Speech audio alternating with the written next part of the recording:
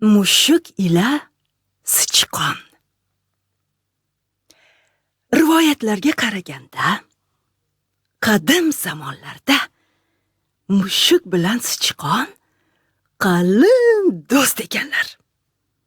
Ular hech narsadan tashvish qilmay bir orolda yashar ekanlar.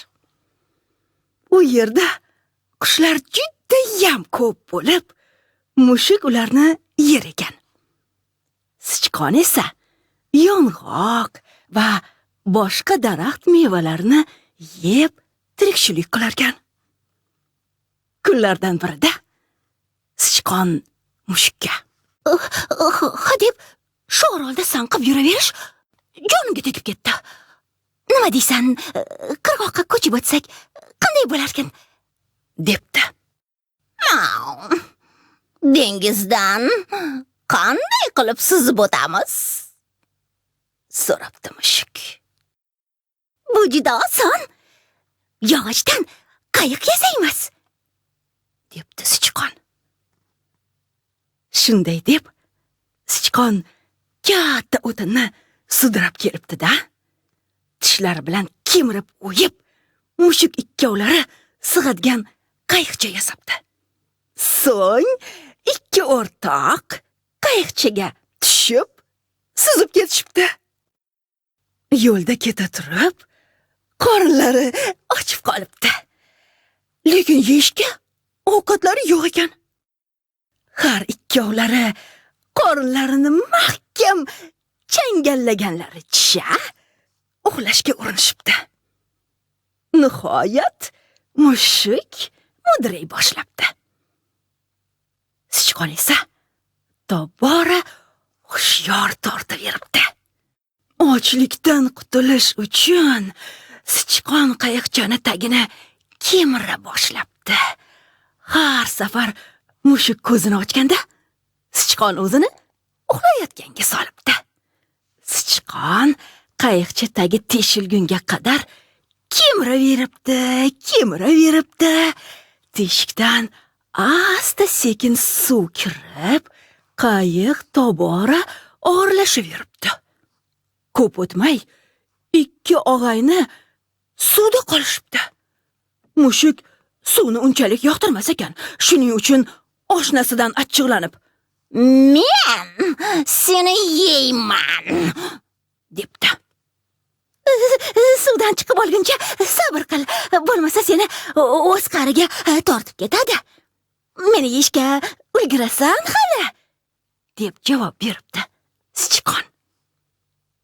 Ular qirg'oqqa chiqib olishgach, mushuk: "Ana endi seni yeyman", debdi. "Shoshmay tur, sal qurib oling. Hozir hamma yog'im yuvib yotibdi. Ho'l go'shtni yeganing bilan hazm qila olmaysan", debdi sichqon. Shunda sichqon mushukni laqmaligidan foydalanibdi-da, kichkina qovokka kirib g'oyib bo'libdi.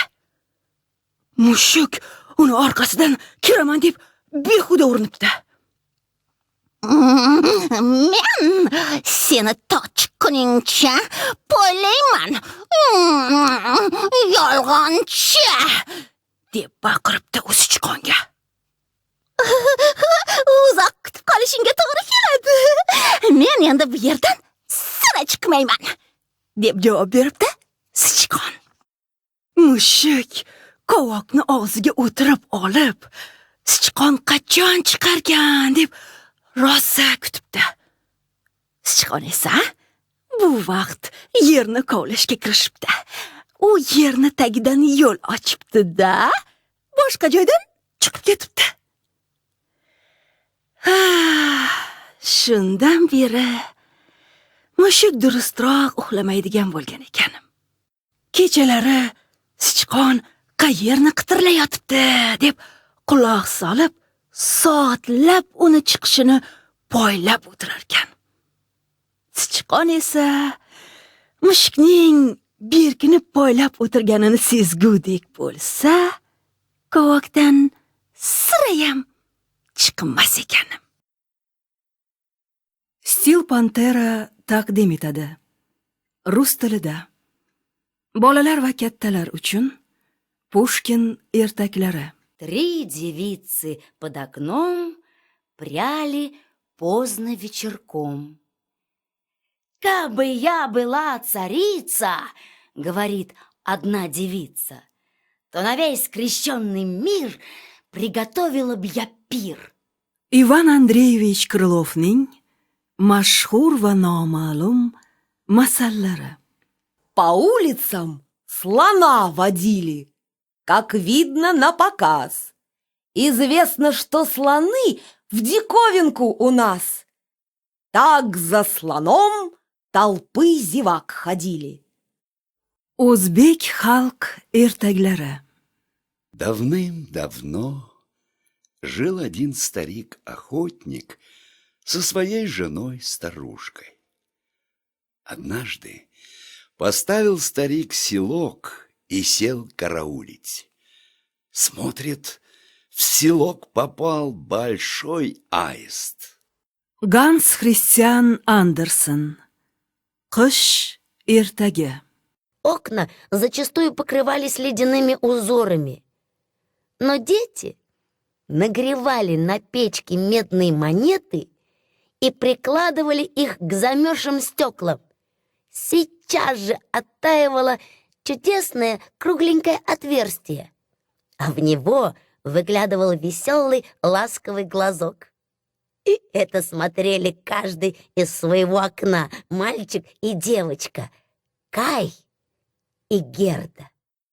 G'ofur G'ulom. Shumbola. Дни идут за днями. И однажды Ишан снова зовет меня в худжру. «Сын мой», — говорит он мне ласково, — «много труда ты положил на нас. Теперь знаешь все дела нашего дома. И сам видишь, сколько человек я должен содержать. Пора тебе тоже добывать деньги». O'zbek tilida. O'zbek xalq ertaklari. Bor ekanu yo'q ekan, och ekanu to'q ekan, bo'ri bakovul ekan, tulki yasovul ekan, qarg'a qaqimchi ekan, chumchuq chaqimchi ekan. O'tgan zamonda bir boy bor ekan. Uni bir eshagi va bir ho'kizi bor ekan. U odamni yeri ko'p ekan. Bu yerlarni qarol qo'shchilarga ektirib kun o'tkazar ekan. G'ofur G'ulom. Shumbola. Biz yalang oyoq, bo'z ko'ylak ishtonli kirchir bolalar to'tiga yaqinlashib, "To'ti, to'ti, to'ti, to'ti" deb qichqirar edik. Asrakal bizni quvlar edi. Qo'liga tushsak urardi. To'ti bo'lsa orqamizdan buyni" deb so'kardi. Oskar do'konlar tarmog'idan yoshingiz va didingizga mos audio mahsulotlarni xarid qilishingiz mumkin. Yangiliklardan boxabar bo'lib boring. Steel Pantera hamisha siz bilan.